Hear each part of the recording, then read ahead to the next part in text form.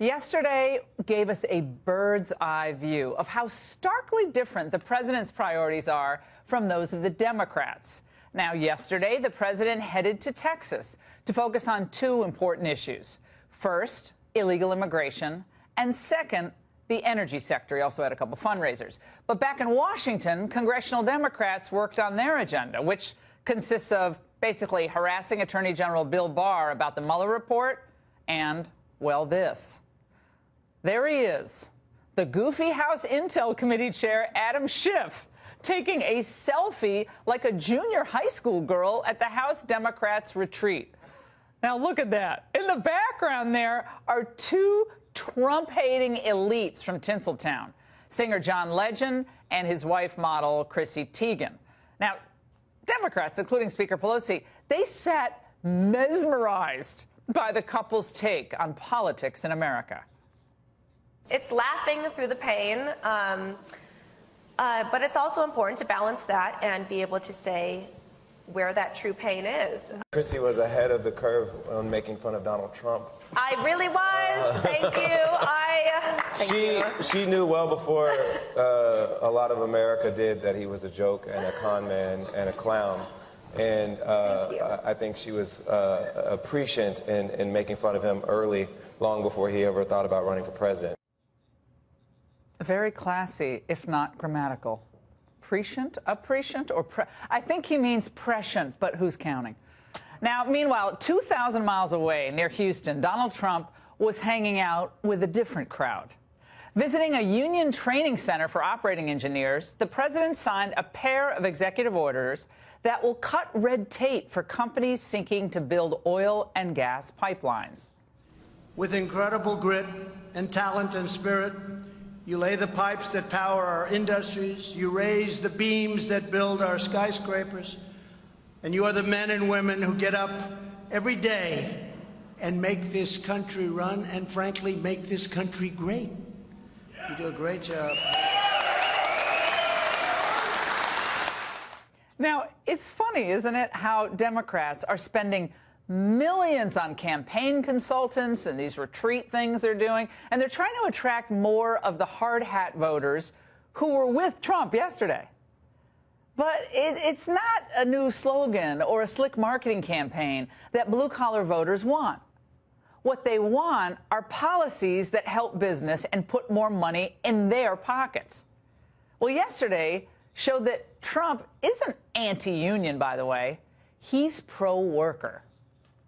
Union training opportunities have given me a chance to better my operating engineer, making more money, building retirement, security, and having good health care.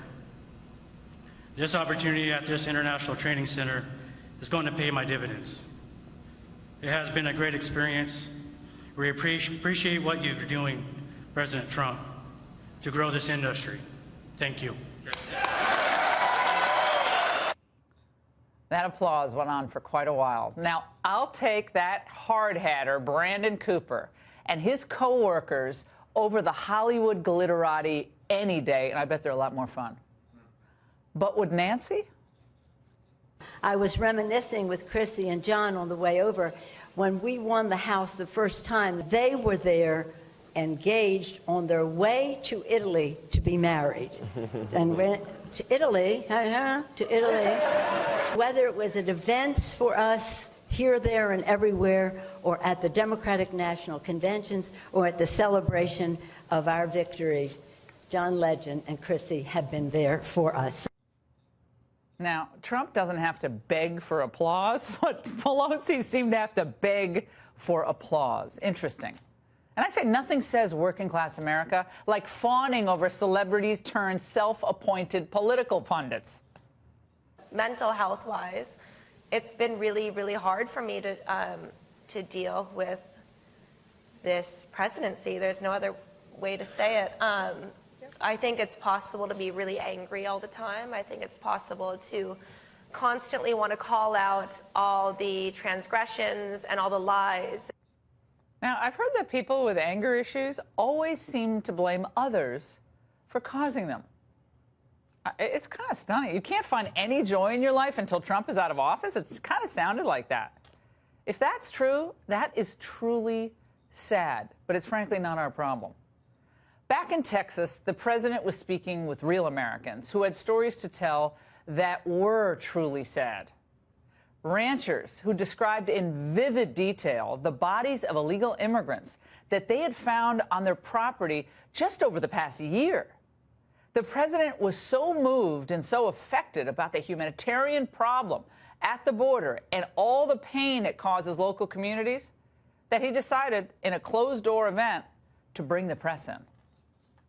And I said, what can I do for you folks to create more jobs? And we start talking, and the first person gets up and said, sir, we have many people dying coming across the border. And we find dead people from Guatemala, Honduras, from El Salvador, from Mexico, all over. You really should cover it right. This has nothing to do with politics. This has nothing to do with campaigning or my campaign. This is totally unexpected that I'd have you in here. You see, we do have an empathetic president, and he's actually trying to solve a real problem that our open borders are creating.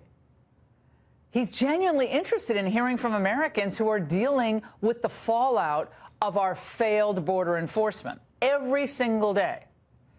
Pelosi, Schiff, and the entire Open Borders caucus, they prefer to pretend the crisis isn't a crisis.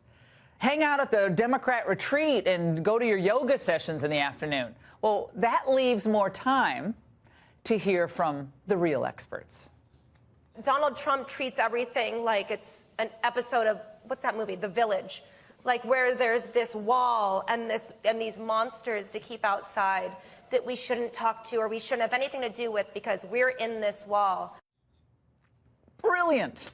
Yeah, that's why the president said the wall should have a big, beautiful door for people to come in legally. Do they not remember that? Now, while the Democrats cater to the entertainment elites, that's not a big surprise. Obama did it too. The president is working for the forgotten men and women of America. Now, he hasn't accomplished everything he set out to do yet. We have some huge problems bearing down on us still. But this country is better by almost every measure under his leadership. Certainly no reason to be so angry. The Democrats' vision, by contrast, seems dark and mad. They're infuriated all the time. They see an America where racism and misogyny reign supreme. If there was one word you would help, particularly women, use more frequently, what would that one word be?